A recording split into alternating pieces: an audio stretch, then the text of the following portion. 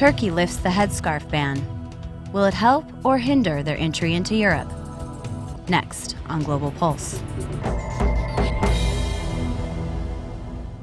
A comparison of how broadcasters worldwide are covering this story. The decades-old ban on women wearing headscarves in Turkey's college classrooms was meant to assure the nation's secular character, but it effectively kept religious women from getting a higher education. The Turkish parliament has now lifted the ban. Turkey's TRT cautions citizens not to overreact.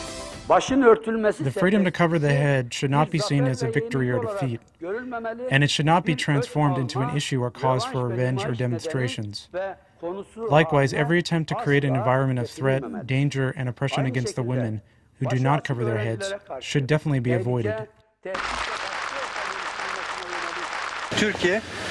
Turkey wants to join Europe, so it's natural that young Turkish people should want to enjoy the same freedoms as their peers in Europe. Not according to Iran's Arab language Alalam, which portrayed the repeal of the headscarf ban as the will of the people. It appears that the confrontation between the secularists who are backed by the military and the Islamic conservatives who are backed by the people will determine the future of the current regime of the Turkish state. The restriction on wearing headscarves must be lifted in all national institutions, not just the universities. In France, wearing headscarves in the classroom is illegal.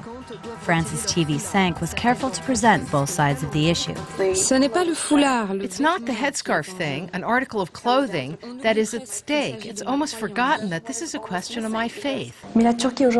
Today, Turkey is a secular country. So taking little by little the rules of the Quran into our daily lives, it bothers us, really bothers us. Al Jazeera English summed up the issue. The decision to repeal the ban has prompted widespread divisions across Turkish society, and massive demonstrations against the measure have recently taken place. As Turkish public opinion polarizes, the ongoing, often vitriolic debate over headscarves points to the endless questioning over just what a Turkish identity represents: a progressive, secularist European democracy or a conservative, traditional Asian nation, nostalgic for the past. The lifting of the headscarf ban may affect Turkey's bid to join the European Union. The Turkish Prime Minister's recent visit to Germany provided a forum for Germany's Deutsche Welle to explore the issue. Integration isn't a one-way street. People who've lived here a long time have to be open. And people who come to us can't hide away and say, I'll do some things, but not others. We believe in saying yes to integration, but we say no to assimilation. Is there a concern in Europe that this debate is highlighting some cultural differences between Muslim Turkey and Christian Europe? Absolutely, very much so. On the one hand, you can look at what this headscarf ruling says and does as opening up the way for more women in Turkey to go to university. So it's a liberal reform. But here, quietly and privately, a lot of people are saying, well, actually, it could develop a more political Islam in Turkey by actually putting moral pressure on those girls in university who don't want to wear headscarves to actually do so. Nicolas Sarkozy, French president, is vehemently opposed to Turkish membership of the EU, and this issue will only reinforce his determination to stop it.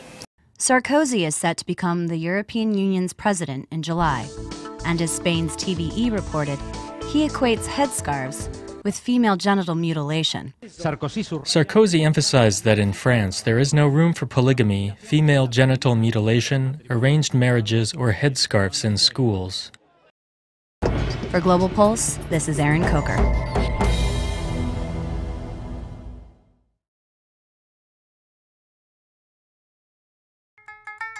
This program is brought to you by Link TV for educational and non-commercial use only. Link TV is the only US network dedicated to global and national news, uncompromising documentaries, and diverse cultural programs. Programs which connect you to the world.